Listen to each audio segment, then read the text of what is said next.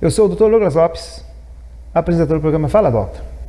E hoje um conterrâneo comigo, o Dr. Irani Caetano, que vai me atualizar dentro da estética facial. Está falando sobre cirurgia, estética facial, alguns nomes novos. Mas o que vem a trazer mais é, por vezes, quem está aí do outro lado da telinha tem dúvidas a respeito de situações estéticas faciais, mais invasivas, menos invasivas. Então hoje se tem muitas alternativas para rejuvenescer, não para se tornar algo fora das proporções ou algo desse tipo. E nada como esse profissional que veio de Santiago, né, minha terra querida, para falar sobre isso e muito mais. Dr. Irani, seja bem-vindo no programa Fala Doctor. Prazer enorme estar aqui novamente, segunda vez, né, que eu venho ao programa, trazendo, focando o assunto da área de estética facial, sobre a parte mais invasiva, a parte mais conservadora, focando hoje um pouco mais na cirurgia estética facial, porque os procedimentos conservadores à base de preenchimentos, o próprio uso da toxina botulínica, que tem um efeito assim muito satisfatório e caiu no costume das pessoas, mas ele tem um limite. Então chega um ponto que as pessoas acham que os preenchedores estão deixando um aspecto muito preenchido, que as pessoas estão ficando como se fosse com o rosto um pouco inflado, um pouco pesado, e aí chega o momento em que tem que para-se com os preenchedores, com os bioestimuladores, e somos obrigados então a entrar numa área um pouco mais invasiva. Aí entram então as cirurgias estético-faciais, que hoje também, pela evolução das técnicas, não são mais tão invasivas como foram no passado, em outros tempos. Então hoje nós trabalhamos muito com as técnicas que são invasivas, mas são mais suaves, são mais seguras, com menos agressões, incisões menores, com cicatrizes também menores. Hoje trata-se muito com as plicaturas musculares. Então, para deixar um pouco mais didático o nosso assunto, vamos falar, por exemplo, uma cervicoplastia, que é a correção do acúmulo de gordura, da perda de definição da região da mandíbula, a região de papada e a região do pescoço. Isso é muito procurado hoje, é um problema de harmonização que deixa as pessoas bastante insatisfeitas com esse efeito do tempo, e com isso procuram a solução. Até pouco tempo usava-se muito a lipo com enzimas para dissolver a gordura submandibular. O resultado era muito pobre, então hoje a opção é cirúrgica. Então a cervicoplastia, nós podemos falar de cervicoplastia anterior, que vai trabalhar na região anterior da face. Ela é um procedimento que envolve vários procedimentos em um só.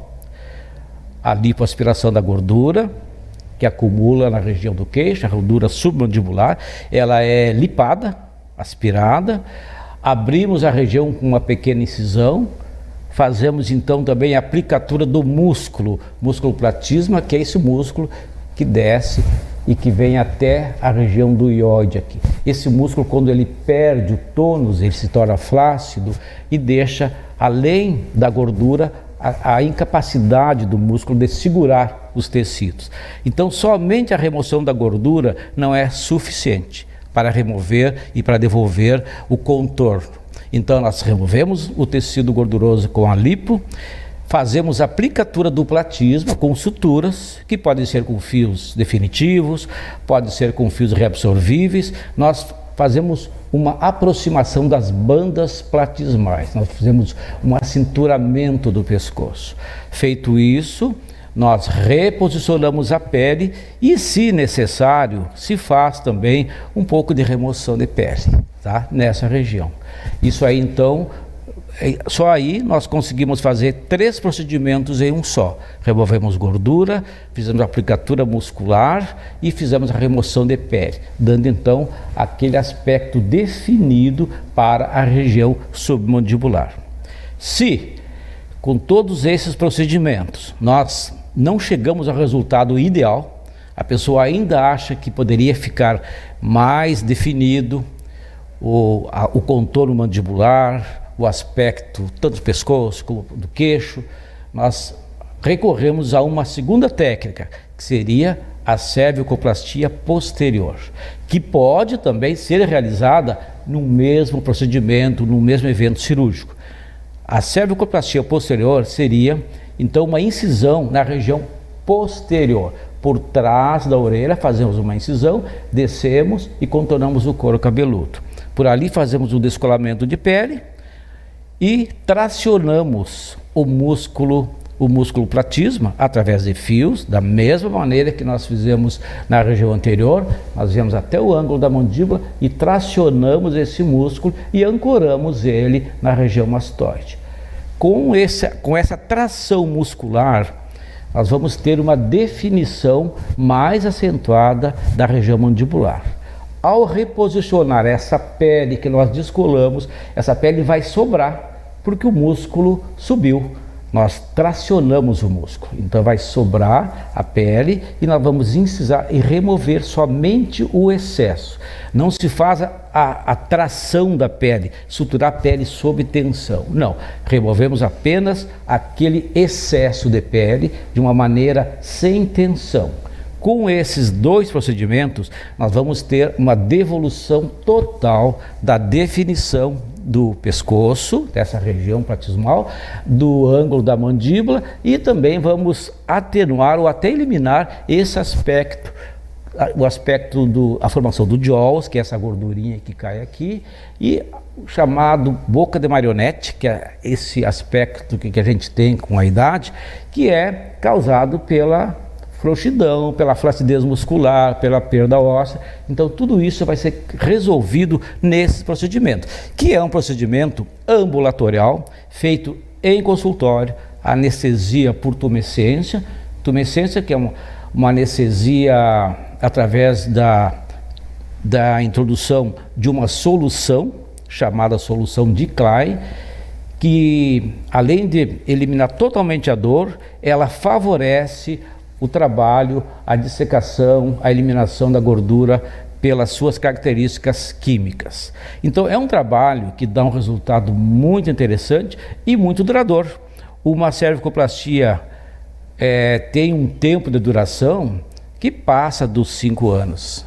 Então, muito além de procedimentos à base de preenchedores, tracionamento com fios apenas. Então é uma técnica cirúrgica muito interessante, segura, feita em consultório, como eu falei, e que tem uma boa longevidade e um resultado muito interessante. Tem pessoas que após um procedimento cirúrgico acham que rejuvenesceram 10, 12, 15 anos. E realmente o aspecto final pós-cirúrgico é isso aí. Então essa é a cervicoplastia anterior e posterior. É uma das técnicas de rejuvenescimento facial mais usada hoje, mais pregada. É uma técnica que eu uso, que eu gosto do resultado e caiu assim no gosto das pessoas. As pessoas veem que é segura, veem que é relativamente rápido, não é assim tão rápido assim, mas é uma cirurgia que dura em torno de 2 horas, talvez 3, se fizer todas as aplicaturas numa sessão só. Então eu gosto muito da cervicoplastia, tanto anterior como a cervicoplastia posterior. Depois temos ainda uma segunda técnica cirúrgica, que nós chamamos também de microlift, onde nós fazemos a suspensão não para posterior, mas a suspensão superior do terço médio da face. Na anterior e posterior nós tracionamos o terço inferior da face.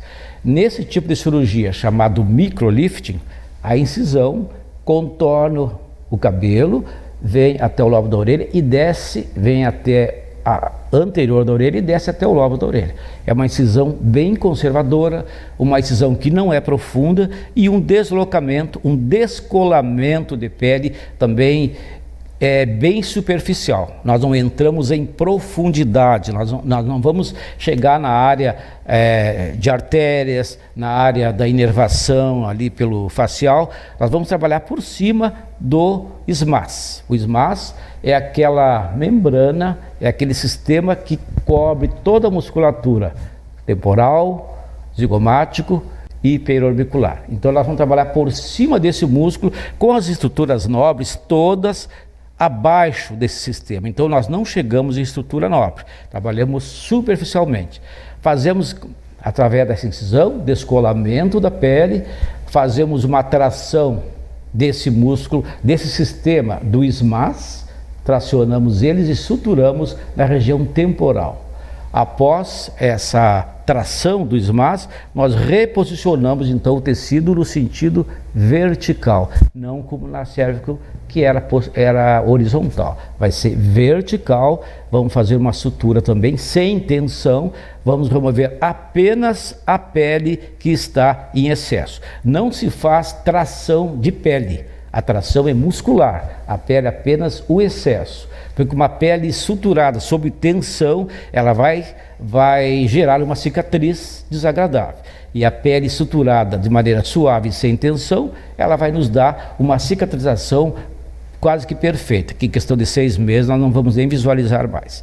Então esse é o microlift. Para quem que ele é indicado? Pessoas jovens que eu digo entre 40 e 50 anos, que estão começando a apresentar sinais de envelhecimento. Pessoas que estão apresentando já um pouco de ptose, formando jaws, pessoas que já estão com o sulco nasogeniano proeminente e que estão incomodadas, que já estão com o início, né, das rítidas, também temos que eliminar as rugas, né? Então esse tipo de candidato é o ideal para o microlift. Já pessoas em fase mais envelhecidas, pessoas a partir dos 60 anos, que já tem uma flacidez de pele bem acentuada, essas pessoas são reservadas, para elas são indicadas uma cirurgia um pouquinho mais ampla, chamado o mini lift. O mini lift, ele é um pouquinho mais complexo e um pouquinho mais abrangente do que o microlift e do que a cervicoplastia anterior e posterior. Mas também traz resultados excelentes, também é um procedimento seguro, trabalha-se um pouco mais em profundidade, mas indicado quando se tem uma flacidez muito acentuada. Doutor Irani, e pacientes diabéticos, obesos e cardiopatas? Vamos ver agora daqui a pouquinho no segundo bloco se eles podem fazer?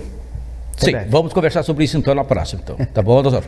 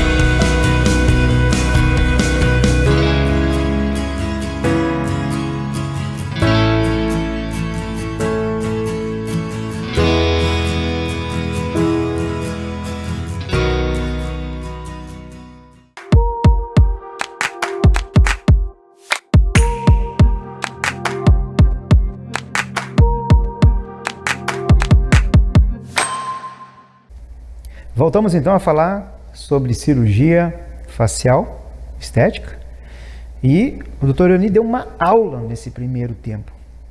Se você não assistiu ainda, refaz de novo, rebobina aí, que você vai assistir. Até mesmo você vai assistir no Instagram, no YouTube, no Facebook. Mas a pergunta que eu fiz para ele, dessas cirurgias, Se diabético, obeso e cardiopata, pode fazer? Sim, na realidade, essas pessoas que apresentam essas comorbidades são pacientes que merecem uma atenção especial. Por exemplo, o diabético. O problema do diabético vai ser na reação de cicatrização. Então nós temos que ter, o diabético é candidato? É. O diabético pode passar pelo procedimento cirúrgico?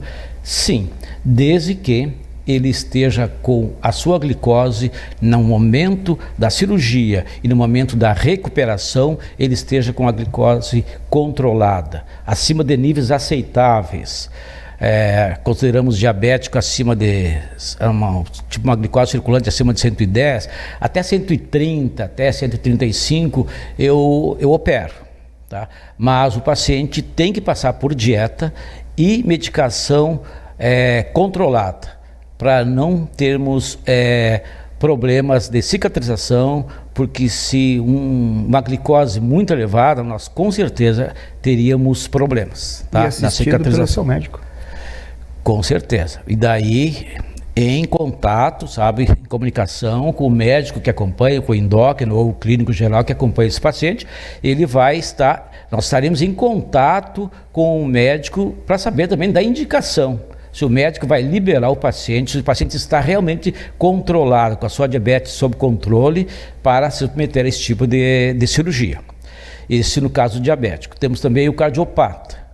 O cardiopata, dependendo da cardiopatia que ele apresenta, se é um paciente pós-infarto, ele teve um infarto agudo do miocárdio, ele colocou stent ou ele fez safena, ele é um paciente que ele pode passar também pelo procedimento cirúrgico, desde que 6 meses após o evento, e levando-se em conta que o paciente provavelmente, na maioria dos casos, é um anticoagulado.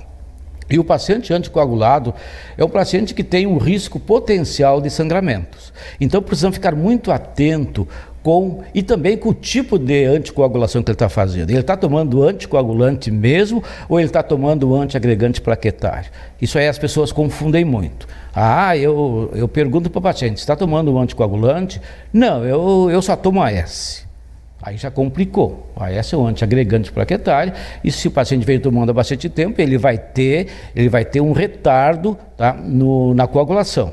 Se ele toma o anticoagulante mesmo, realmente ele precisa ficar muito atento, porque nós não podemos suspender um anticoagulante da noite para o dia. Se o paciente tem stent, é um paciente que tem uma probabilidade de formar coágulo devido, ainda mais stent metálico, a probabilidade de formar coágulo é muito grande.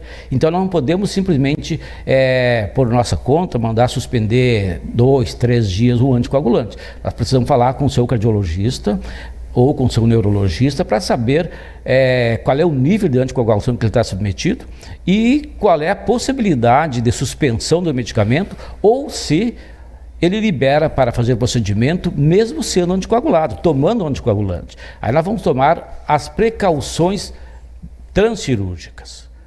Nós estaremos preparados para uma cirurgia com bastante sangramento, mas preparados para conter o sangramento com os meios que dispomos numa cirurgia, através de eletrocautério, bloqueio de vasos. Então existem maneiras mecânicas de se parar uma hemorragia.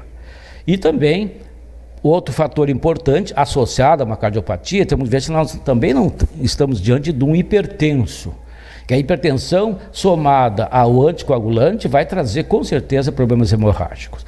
Então pacientes que são hipertensos e muitas vezes não sabem que são ou não aceitam que são diagnosticados com hipertensão importante, estão com prescrição médica, mas tomam o antihipertensivo eventualmente, quando acham que estão com a pressão alta.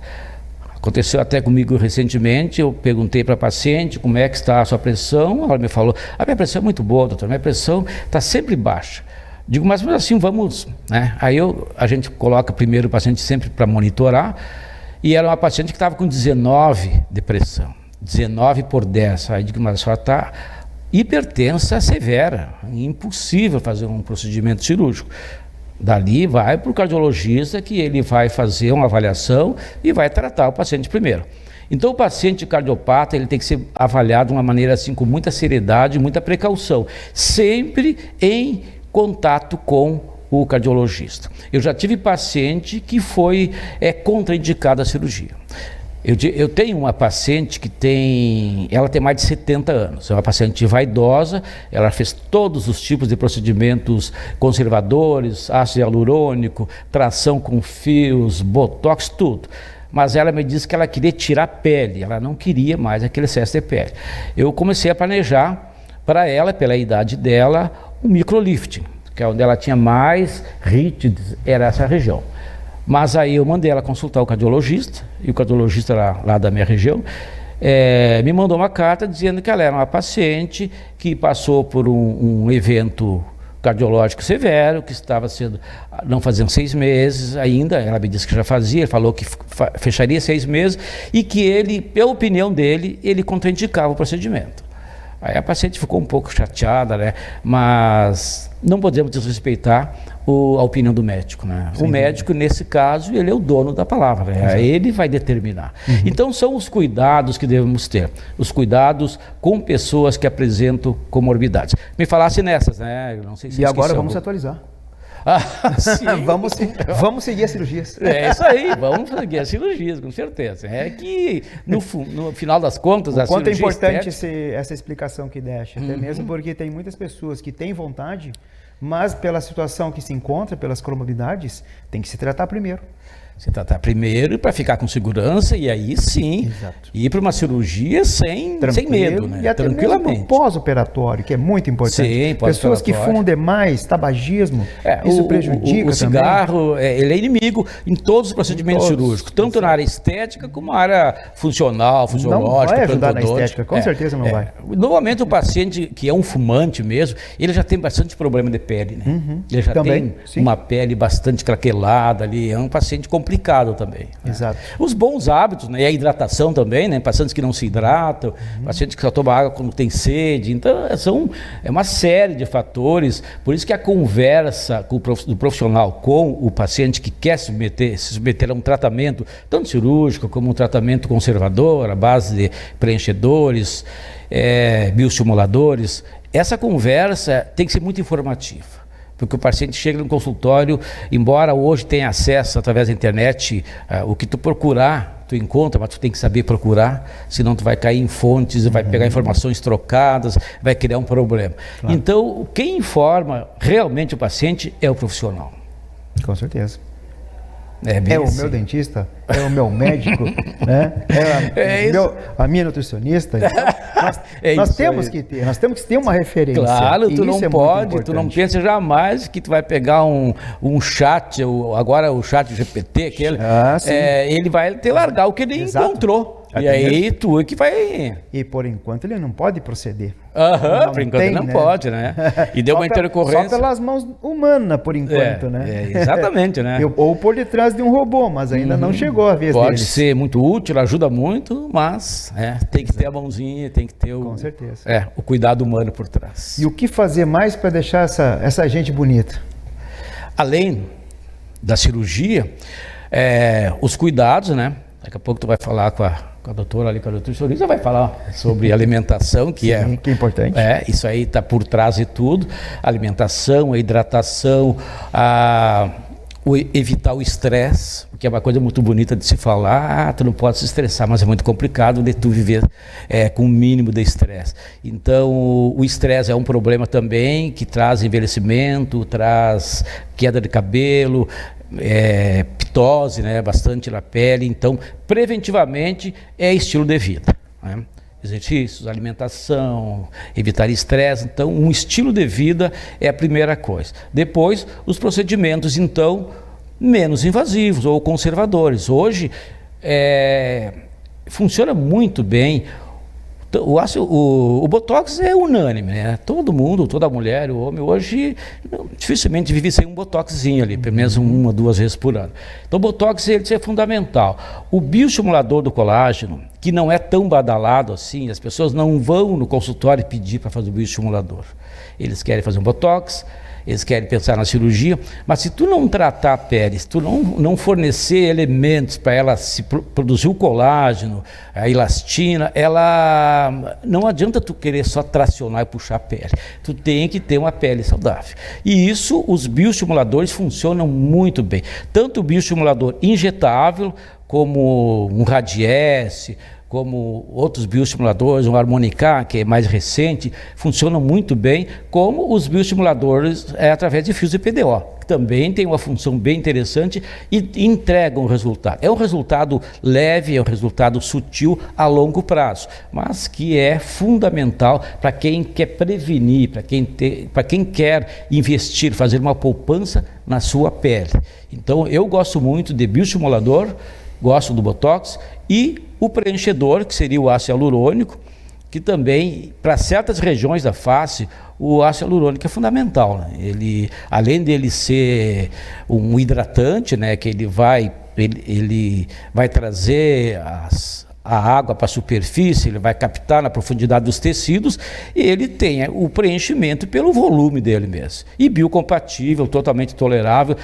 Tem antídoto, teve um problema com ácido hialurônico, tu usa uma hialuronidase, tu vai desmanchar. Então é um produto muito bom. Então eu poderia relacionar 3 produtos. O Botox, a toxina botulínica, seja Botox, seja Dyspor, qualquer marca. Então a toxina botulínica, o bioestimulador colágeno.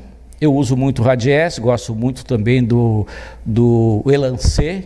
O Elancê tem uma característica muito interessante, que ele é um bioestimulador ao mesmo tempo que ele é preenchedor. Então ele dá um efeito que o paciente a longo prazo vai ter a produção do colágeno, mas a curto prazo ele vai ter um preenchimentozinho. Então a toxina, o bioestimulador e o ácido hialurônico. Essas 3 substâncias são fundamentais para fazer uma harmonização sem corte, uma harmonização sutil, leve, mas que dá um resultado muito natural e bonito para o paciente, desde que feito nas proporções. Somado ao estilo de vida. Estilo de vida. Mais a boa genética. A genética é fundamental também. E deu, Não pegar solaço também, né? Isso é importante. Sol também é muito importante, mas também... Passar protetor, né? Passar protetor, mas ao mesmo tempo que tu passa protetor e você cuida muito, ficar atento à vitamina D. Importantíssimo. Daqui a pouco tu cuida para não ter um carcinoma, daqui a pouco a tua vitamina D está lá em 15. É verdade. Então essa é muito complexo, né? Com certeza. Por isso que eu digo, tu tem que ter um profissional para te acompanhar. E tem vários. Né? Tem que procurar, tu não pode começar a seguir dicas na internet e você perde, né? Não. Vou protetor, não pego mais sol, daqui a pouco caiu vitamina D. Procura o meu doutor. Procura, vai lá falar. Tá lá. Ele é o cara preparado. Exatamente, é isso mesmo. Para te ajudar a viver bem, né? Doutor Irani, de tão bom que está sendo a entrevista, nós estamos chegando ao final. Pois exatamente. A gente engrena no papo, né? E que coisa boa. E uma informação traz outra. É muito complexo e é muito gostoso de falar, né? Sobre questão de saúde, assim. E ele disse que agora ele vai começar a dar aula no Instagram. Qual é o seu Instagram? Irani Caetano. Irani Caetano. Então acompanhe ele lá. Que é um professor. Lá no Instagram eu tenho bastante coisa lá, tem bastante imagens, eu tenho fotos de pessoas com problema, eu tenho foto, só não coloco transcirúrgico porque o Instagram não aceita e não deve mesmo, mas eu tenho muito material no Instagram. Quem acompanhar o meu Instagram vai ter acesso, com certeza. Maravilha. E aquela mensagem final que todo mundo espera no programa Fala Doctor? A mensagem final é que as pessoas procurem os meios que dispomos para o rejuvenescimento, não facial como num todo, mas em primeiro lugar, procurem fazer de tudo para ser feliz. A pessoa feliz, alegre, curtindo a vida, ela vai ter seus hormônios, ela vai ter a sua hidratação e tudo vale a pena para aquele que se sente feliz com aquilo. Não espere alguém dizer assim, tu tem que fazer tal coisa. Não, se aquilo vai te fazer bem, não tem idade. Mas você está com 70 anos e está querendo cuidar da face, do rosto.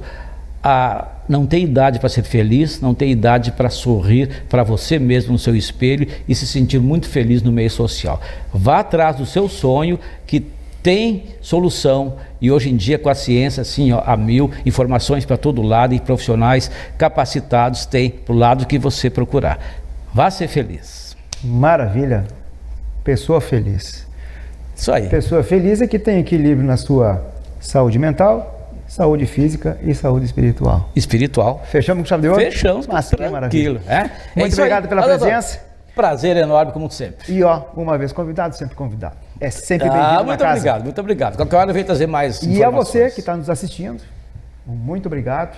E olha, está no Instagram, Facebook, YouTube, Fala Doctor tá lá, o Cash Doctor tá lá, e também tem o Cook Doctor. Na saúde, aqui estamos nós, para proporcionar a vocês com informações de qualidade de vida, bem-estar, e o estilo de vida é contigo. Até a próxima!